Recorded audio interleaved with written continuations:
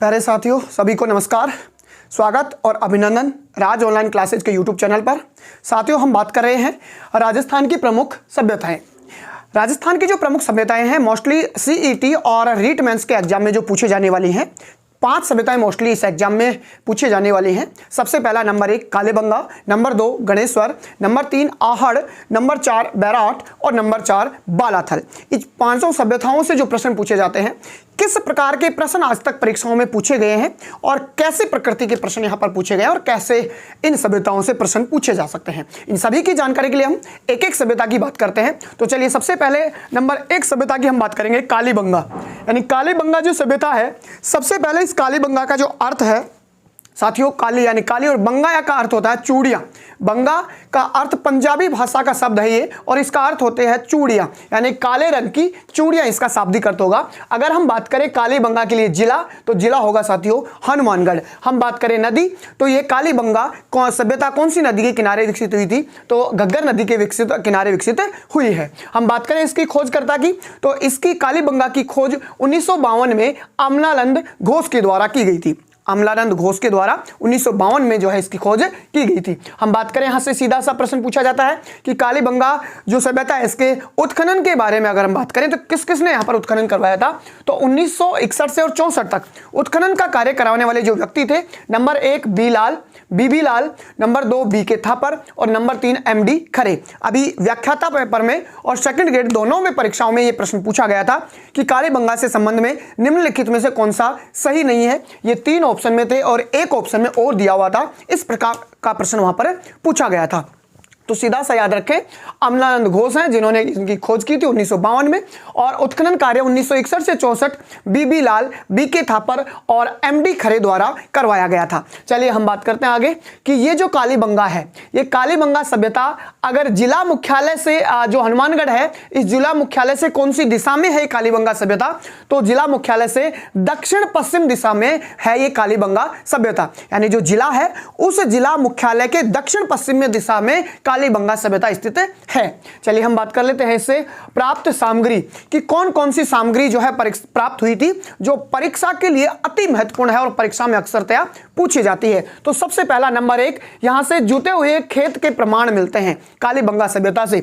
और प्रश्न यह भी पूछा गया था एक बार एसआई के सब इंस्पेक्टर के एग्जाम में यह प्रश्न पूछा गया था कि जुते हुए जो खेत के प्रमाण है ये कालीबंगा सभ्यता के कौन सी दिशा में है, तो कालीबंगा सभ्यता के दक्षिण पूर्व दिशा में जुते हुए खेत के प्रमाण यहां पर मिलते हैं। दूसरे प्राप्त सामग्री की अगर हम बात करें तो एक साथ 2 फसल उगाने के प्रमाण भी जो मिले हैं, तो कौन सी सभ्यता में, कालीबंगा सभ्यता में मिले हैं। 3 नंबर 7 अग्नि वेदिकाओं की पंक्ति यहां पर मिली है, 7 अग्नि वेदिकाओं की पंक्ति। छिद्र युक्त खोपड़ी, यानी कालीबंगा सभ्यता में छिद्र युक्त खोपड़ी मिली थी, जिसमें शल्य चिकित्सा के बारे में हमें जानकारी मिलती है, प्रमाण मिलते हैं। नंबर 4 नालियों हेतु पेड़ के खोखले तने का प्रयोग यहां पर किया जाता था। जो नालियां बनाई जाती थी घरों के आगे, उसमें पेड़ के खोखले तनों का प्रयोग करके और नालियां यहां पर बनाई जाती थी। नंबर 5 अलंकृत ईंट, ईंटों में दरार होती थी। अलंकृत ईंट थी और इन ईंटों में क्या होती थी, दरार। और ये ईंटों की जो दरार है, ये प्रमाण है कि ये सभ्यता भूकंप से नष्ट होने के संकेत हैं। यानी ईंटों का दरार होना पाया जाता है, ये एक संकेत है कि यहां पर जो ये सभ्यता है भूकंप से नष्ट हुई थी कालीबंगा सभ्यता। इस प्रकार के प्रमाण यहां पर मिलते हैं। नंबर 6 अगर हम बात करें तो यज्ञ वेदी और हवन कुंड के प्रमाण भी यहां से मिलते हैं। यज्ञ वेदी और हवन कुंड, अग्नि कुंड जो है, इसके प्रमाण भी कालीबंगा सभ्यता से मिलते हैं। और बलि और सती की संभावना थी यहां पर, यह भी यहां से प्रमाण मिलता है। नंबर 7 बैलगाड़ी, हवन कुंड, लकड़ी की नाली व बेलनाकार मोहर भी यहां से प्राप्त होती हैं। यह है प्राप्त यहां की सामग्री। चलिए हम दूसरी सभ्यता की बात कर लेते हैं। नंबर 2 हमारी सभ्यता होती है बैराट सभ्यता। और बैराट सभ्यता की अगर हम बात करें तो जिला होगा इसके लिए जयपुर। जयपुर जिले में है ये। शाहपुरा जो उपखंड है, शाहपुरा उपखंड के क्षेत्र में बैराट, विराटनगर जो मत्स्य जनपद की राजधानी हुआ करता था, वहां पर ये बैराट है। नदी होगी तो यहां पर बाणगंगा नदी के किनारे यह सभ्यता विकसित हुई थी बैराट। अगर हम बात करें इसकी खोजकर्ता की, तो 1837 में कैप्टन बर्ट जो है, इन्होंने यहां पर इसकी खोज की थी। और कैप्टन बर्ट में जो खोज किया था वो एक बीजक डूंगरी यहां पर प्रसिद्ध है, और इस बीजक डूंगरी से भाबरू शिलालेख इनको प्राप्त हुआ था। और भाबरू जो शिलालेख है ये मौर्य सम्राट अशोक जो हैं इनके बारे में बताता है भाब्रू शिलालेख। वर्तमान में ये भाब्रू शिलालेख है, कोलकाता संग्रहालय में रखा गया है। हाँ, ये जो मौर्य सम्राट के बारे में बताया गया है, इस भाब्रू शिलालेख में मौर्य सम्राट को कहा गया है मगध का राजा कहा गया है। अगर हम बात करें कि इस शिलालेख में और क्या लिखा हुआ है, तो इस शिलालेख के नीचे लिखा हुआ है बुद्ध, दम और संघ। ये तीनों शब्द इस भाब्रू शिलालेख के नीचे जो है लिखे हुए हैं और सम्राट अशोक की जानकारी भी इसके द्वारा मिलती है। और सम्राट अशोक को जो है मगध का राजा भी इस शिलालेख में बताया गया है। चलिए हम बात कर लेते हैं यहाँ पर उत्खनन। उत्खनन का कार्य जो कराया गया था, मुख्यतः ये 4 डूंगरियां हैं, यानी पहाड़ी जो होती थी उनको स्थानीय भाषा में वहां पर डूंगरी कहा जाता है। कौन कौन सी डूंगरी है? बीजक डूंगरी, महादेव डूंगरी, गणेश डूंगरी और भीम डूंगरी। ये 4 डूंगरियां हैं, पहाड़ है, यानी स्थानीय भाषा में डूंगरी कह रहे हैं हम। तो इनमें यहां पर मुख्य रूप से उत्खनन कार्य कराया गया था। और उत्खनन कार्य कब और किसके द्वारा कराया गया था बैराट सभ्यता में? तो साथियों 1936-37 में दयाराम साहनी के द्वारा यहां पर उत्खनन कार्य करवाया गया था। अगर हम बात करें 1962-63 में, तो नीलरत्न बनर्जी और कैलाशनाथ दीक्षित, नीलरत्न बनर्जी और कैलाशनाथ दीक्षित के द्वारा 1962-61 में 2 चरणों में यहां पर जो उत्खनन हुआ है। 1936-37 में दयाराम साहनी ने बैराट में सभ्यता में, और दूसरे नंबर पर यहां पर 1962-63 में नीलरत्न बनर्जी और कैलाशनाथ जो दीक्षित हैं, इन्होंने यहाँ पर जो है इस सभ्यता की उत्खनन के बारे में प्रमाण मिलते हैं। प्राप्त सामग्री की अगर बात करें कि बैराट से कौन कौन सी सामग्री जो है प्राप्त हुई थी, तो साथियों देखिए प्राप्त सामग्री में हम सबसे पहले बात करेंगे यहाँ पर 36 मुद्राएं प्राप्त हुई थी। यानी 36 मुद्राएं हैं, तो कौन सी सभ्यता से संबंधित है? बैराट सभ्यता जयपुर से संबंधित है। भवन निर्माण में मिट्टी की ईंटों का प्रयोग हुआ था। साथियों यहां पर पहाड़ थे मोस्टली, जैसे हम बात कर रहे हैं कि पहाड़ ही मोस्टली, पहाड़ों को डूंगरी कहा गया है। पत्थरों की उपलब्धता होने के बावजूद भी यहां पर भवन निर्माण में मिट्टी की ईंटों का प्रयोग किया गया था। यह प्रश्न पूछा जा सकता है आपसे कि पत्थरों की उपलब्धता होने के बावजूद मिट्टी की ईंटों का प्रयोग भवन निर्माण में कौन सी सभ्यता के अवशेष या संकेत हैं? तो बैराट सभ्यता के संकेत होंगे। यहां पर नंबर 3 पर बात करें तो मृद भांड सूती कपड़े में मिले हैं, यानी जितने भी जो मृद भांड मिले हैं वो सूती कपड़े में लिपटे हुए यहां पर मिले हैं। नंबर 4, लोहे के तीर तथा भाले प्राप्त हुए हैं। लोहे के तीर और भाले यहां पर प्राप्त हुए हैं। वैसे भी हम बैराट सभ्यता को लोह युगीन सभ्यता के बारे में भी कह सकते हैं। बैराट सभ्यता को कहा जाता है लोह युगीन सभ्यता, और यहां पर लोहे के तीर और भाले यहां से प्राप्त हुए थे। नंबर 5 हम बात करें, शंख लिपि के प्रमाण भी यहां से प्राप्त हुए हैं। मोस्ट है ये भी, शंख लिपि के प्रमाण बैराट सभ्यता से जो है प्राप्त हुए हैं। नोट करके हमने लिखा है कि इस सभ्यता को और किन किन नामों से हम जान सकते हैं, तो यह लोह युगीन सभ्यता का स्थल है, यानी लोह युगीन सभ्यता इसको कहा जा सकता है। यह महान जनपद काल में मत्स्य जनपद की राजधानी हुआ करती थी। हम पहले ही बात कर चुके हैं कि महाजनपद काल में जो मत्स्य जनपद हुआ करता था, इसकी राजधानी भी हुआ करती थी कौन? बैराट नगर हुआ करती थी। जो वर्तमान में विराट नगर है, पहले बैराट के नाम से जाना जाता था। तो मत्स्य जनपद की राजधानी में ये बैराट हुआ करती थी। हम बात करते हैं नंबर 3, सभ्यता हमारी होगी गणेश्वर। और गणेश्वर सभ्यता की बात करें तो साथियों जिला होगा इसका सीकर। सीकर जिले में है। नदी की बात करें तो यहां पर कांतली नदी होगी, जिसके किनारे ये गणेश्वर सभ्यता क्या हुई थी? विकसित हुई थी। चलिए हम बात कर लेते हैं इसकी खोज की। इसकी जो खोज की थी 1972 में रतन चंद्र अग्रवाल के द्वारा की गई थी। यानी गणेश्वर सभ्यता की खोज के बारे में अगर बात करें तो 1972 रतन चंद्र अग्रवाल के द्वारा इसकी खोज की गई थी। चलिए उत्खनन के बारे में हम बात कर लेते हैं साथियों। तो उत्खनन यहां पर 2 चरणों में हुआ है। पहले चरण 1977 में रतन चंद्र अग्रवाल के द्वारा ही यहां पर उत्खनन का कार्य भी करवाया गया था, जिन्होंने ये सभ्यता खोजी थी। इसके बाद में 1978-79 में यहां पर उल्लेख मिलता है कि विजय कुमार द्वारा भी यहां उत्खनन का कार्य करवाया गया था। चलिए हम बात कर लेते हैं गणेश्वर जो सभ्यता है कांतल नदी के किनारे, यहां से प्राप्त सामग्री क्या क्या है, यानी क्या क्या यहां पर जो है प्राप्त सामग्री से प्रश्न हमसे पूछे जा सकते हैं। तो नंबर 1 यहां पर होगा प्राप्त जो तांबा था वो 99% शुद्ध था। हालांकि तांबे से संबंधित 2 सभ्यताएं हैं, एक हमारी गणेश्वर, एक हमारी आहड़। लेकिन अगर 99% शुद्ध है तो कहां का था? गणेश्वर सभ्यता का शुद्ध हुआ करता था। तांबे के बाण तथा मछली पकड़ने का कांटा, ये सबसे मोस्ट है। मछली पकड़ने का जो कांटा है ये कौन सी सभ्यता का प्रमाण है?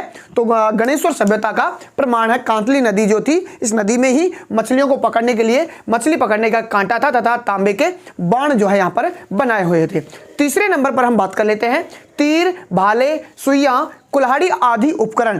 तीर, भाले, सुइयां, कुल्हाड़ी आदि उपकरण अगर प्राप्त हुए हैं तो गणेश्वर सभ्यता से हुए हैं। ये कुल्हाड़ी भी कई बार परीक्षा में पूछ लिया जाता है। नंबर 4, मकान पत्थर से बनाए गए। एक बात वेरी वेरी मोस्ट कि सभी में लगभग ईंटों के प्रयोग हुआ था, लेकिन गणेश्वर सभ्यता में अगर हम बात करें तो मकान किससे बनाए गए थे? पत्थरों से। यानी मकानों की नींव थी और मकान थे ये पत्थर से बनाए गए थे, लेकिन सभी सभ्यताओं में ईंट से बनाए गए थे। ये आप विशेष ध्यान रखें। अगर इस गणेश्वर सभ्यता के उपनामों की अगर हम बात करें साथियों, तो इसका सबसे पहला उपनाम होगा ताम्र संचयी संस्कृति के नाम से इसको जाना जाता है। ताम्र संचयी संस्कृति किसको कहा जाता है? गणेश्वर सभ्यता को। नंबर 2, ताम्रयुगीन सभ्यताओं की जननी इसको कहा जाता है। ताम्रयुगीन सभ्यताओं की जननी के रूप में इसको जाना जाता है, जबकि ताम्र नगरी के रूप में आहड़ सभ्यता को जाना जाता है और ताम्रयुगीन सभ्यताओं की जननी गणेश्वर को कहा जाता है।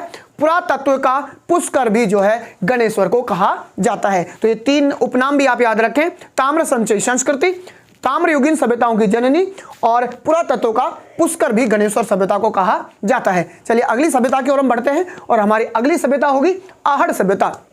आहड़ के नाम से ही आपको पता चल गया होगा कि जिला कौन सा होगा? उदयपुर जिला होगा। और यहाँ पर जो नदी होगी वो आयड़ नदी है। आयड़ नदी जो कि गोगुंदा की पहाड़ी से निकलती है और गोगुंदा की पहाड़ी से निकलने के बाद में उदय सागर झील में गिरने के बाद बेड़ज के नाम से जानी जाती है, वही आयड़ नदी है यहाँ पर। तो आहड़ सभ्यता नदी आयड़ होगी। खोज यहाँ पर 1953 में अक्षय कीर्ति व्यास के द्वारा इस आहड़ सभ्यता की क्या कर दी गई थी? खोज कर दी गई थी। हम बात करें उत्खनन का कार्य तो 1956 में रतन चंद्र अग्रवाल के द्वारा यहाँ पर क्या करवाया गया था? उत्खनन का कार्य करवाया गया था साथियों। इसके बाद में दूसरे चरण में उत्खनन यहां पर हुआ था तो 1961-62 में एच.डी. सांखलिया का नाम विशेष आप याद रखें कि एच.डी. सांखलिया जो है कौन सी सभ्यता से संबंधित है? तो आहड़ सभ्यता से संबंधित है एच.डी. सांखलिया। प्राप्त सामग्री की अगर हम बात करें तो नंबर 1, माप तोल के बाट, वेरी वेरी मोस्ट। यानी माप तोल के जो बाट मिले हैं वो कौन सी सभ्यता के प्रमाण हैं? तो ये आहड़ सभ्यता के प्रमाण हैं और इससे जो है वाणिज्यिक व्यापार के संबंधित इस सभ्यता से लेन देन मिलता है माप तोल के बाटों से। नंबर 2, मकान की नींव किससे रखी गई थी? पत्थरों से रखी गई थी। नींव की बात की जा रही है यहाँ पर। नंबर 3, अनाज भंडारण हेतु मिट्टी के बर्तन। अनाज भंडारण हेतु मिट्टी के जो बर्तन थे, कोठे या गोरे यहां से प्रमाण मिलते हैं। तो पूछा जा सकता है कि अनाज भंडारण हेतु मिट्टी के जो बर्तन हैं जिनको कोठे या गोरे कहा जाता है वो कौन सी सभ्यता के प्रमाण हैं? तो आहड़ सभ्यता के प्रमाण मिलते हैं। नंबर 5, काले व लाल रंग के मृद भांड भी जो है अगर प्राप्त हुए हैं तो साथियों कहां से हुआ है? आहड़ सभ्यता से। ये भी बहुत बार प्रश्न पूछा जाता है। काले व लाल रंग स्पष्ट आप याद रखें, काले व लाल रंग के मृद भांड संबंधित हैं, आहड़ सभ्यता से संबंधित हैं। नंबर 6, 8 चूल्हे संयुक्त परिवार का संकेत भी अगर मिला है तो कहां से मिला है? आहड़ सभ्यता से। यानी 8 चूल्हे एक साथ मिले हैं, एक साथ मिलने का कारण वहां पर संयुक्त परिवार की जो है प्रमाण मिलते हैं। नंबर 7, रंगाई छपाई उद्योगों के प्रमाण भी मिलते हैं। यानी रंगाई छपाई जो कार्य होता था उसका उद्योगों के प्रमाण भी कहां से मिलते हैं? आहड़ सभ्यता से मिलते हैं। नंबर 6 यूनानी मोहर मिली हैं जिन पर अपोलो देवता की क्या बनी हुई थी? आकृति बनी हुई थी। 6 यूनानी मोहर है और यहां पर अपोलो देवता की क्या बनी हुई है? आकृति। अगर हम इस आहड़ सभ्यता के उपनामों की बात करें तो देखिएगा सबसे पहला नंबर 1 बनास की सभ्यता, क्योंकि मोस्टली ये बनास की सहायक नदी है आयड़ और इस नदी के किनारे विकसित हुई है तो इसको बनास की सभ्यता के नाम से भी जाना जाता है। नंबर 2, इसको आघाटपुर भी कहा जाता है। आहड़ सभ्यता को आघाटपुर के नाम से भी जाना जाता है। और नंबर 3 हम कहते हैं धूलकोट, यानी मिट्टी का जो टीला था धूलकोट के नाम से भी आहड़ सभ्यता को जाना जाता है। नंबर 5 हम बात कर लेते हैं बालाथल सभ्यता। ये मोस्टली ये जो 4 सभ्यताएं हैं ये स्कूल व्याख्याता और सेकंड ग्रेड के एग्जाम में भी होती है, लेकिन कहीं ना कहीं सीईटी और रीट मेंस के एग्जाम में बालाथल सभ्यता को और यहां पर जोड़ दिया गया है। तो बालाथल सभ्यता की अगर हम बात करें तो साथियों जिला होगा उदयपुर जिला ही है जहां पर बालाथल सभ्यता विकसित हुई है। हम बात करें नदी की तो नदी होगी यहां पर बेड़च, नदी होगी बेड़च। और अगर हम बात करें नंबर 2 ताम्रपाषाण कालीन सभ्यता अगर कहा जाता है तो बालाथल सभ्यता को ताम्रपाषाण कालीन सभ्यता के नाम से जाना जाता है, जबकि ताम्र नगरी होगी आहड़ और ताम्रयुगीन सभ्यताओं की जननी होगी गणेश्वर कहलाती है। इस बालाथल सभ्यता की खोज की अगर हम बात करें तो 1962-63 में डॉक्टर वी.एन. मिश्र के द्वारा यहां पर खोज की गई थी।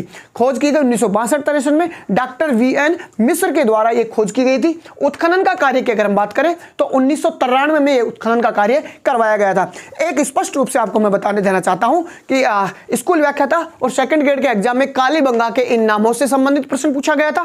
साथियों, हो सकता है आपसे आने वाले एग्जाम में बालाथल जो सभ्यता जोड़ी गई है इन एग्जामों में, तो पूछा जा सकता है कि बालाथल सभ्यता से संबंधित कौन सा नहीं है। तो ये नाम आपको याद रखने पड़ेंगे। Doctor VN. मिश्र। उत्खनन का कार्य 1993 में करवाया गया था। किस किस के द्वारा करवाया गया ये कार्य? तो नंबर 1 है डॉक्टर वी.एस. सिंधे, नंबर 2 है आर.के. मोहंते, और नंबर 3 है डॉक्टर देव कोठारी, और नंबर 4 डॉक्टर ललित पांडे। इन चारों को आपको विशेष रूप से याद रखना है। नंबर 1, खोज का कार्य 1962-63 में डॉक्टर वी.एन. मिश्र के द्वारा करवाया गया, लेकिन उत्खनन का कार्य 1993 में। 4 नाम आपको याद रखने हैं। संबंधित यहां से पूछा जा सकता है बालाथल सभ्यता से कौन सा संबंधित नहीं है, इस प्रकार से ऑप्शन आएगा। तो डॉक्टर वी.एन. मिश्र हो गया खोज का कार्य। उत्खनन का कार्य इन चारों ने किया था, doctor V S. Shinde, R K. Mohanty, doctor Dev Kothari और डॉक्टर ललित पांडे। हम बात कर लेते हैं यहां से प्राप्त होने वाली सामग्री की कि कौन कौन सी सामग्री है जो बालाथल से प्राप्त हुई थी। प्रश्न यहां से बनेगा। नंबर 1, 11 कमरों का विशाल भवन अगर प्राप्त हुआ है तो साथियों कहां से हुआ है? बालाथल सभ्यता से प्राप्त हुआ है। नंबर 2, बर्तन बनाने तथा कपड़ा बुनने की जानकारी। बर्तनों को बनाने की और कपड़े को जो बुनने की जानकारी है वो भी कहां से मिली है? बालाथल सभ्यता से मिली है। नंबर 3, लोहा गलाने की 5 भट्टियां। स्पष्ट रूप से लोहा युगीन सभ्यता बैराट को कहा गया है, जबकि लोहा गलाने की 5 भट्टियां जो मिली हैं वो कहां से मिली हैं? बालाथल सभ्यता से मिली हैं। इसके बाद में नंबर 4 पे बात करें, कपड़े का टुकड़ा यहां से मिला, कपड़े का एक टुकड़ा यहां से मिला है। नंबर 5, मिट्टी से बनी सांड की आकृति। वेरी मोस्ट पूछा जा सकता है आपको कि मिट्टी से बनी सांड की जो आकृति है वो कौन सी सभ्यता से प्रमाण है? तो बालाथल सभ्यता का प्रमाण है। और नंबर 6 यहां पर है, लोग मांसाहारी थे, यानी यहां के लोग क्या थे? मांसाहारी थे बालाथल सभ्यता के।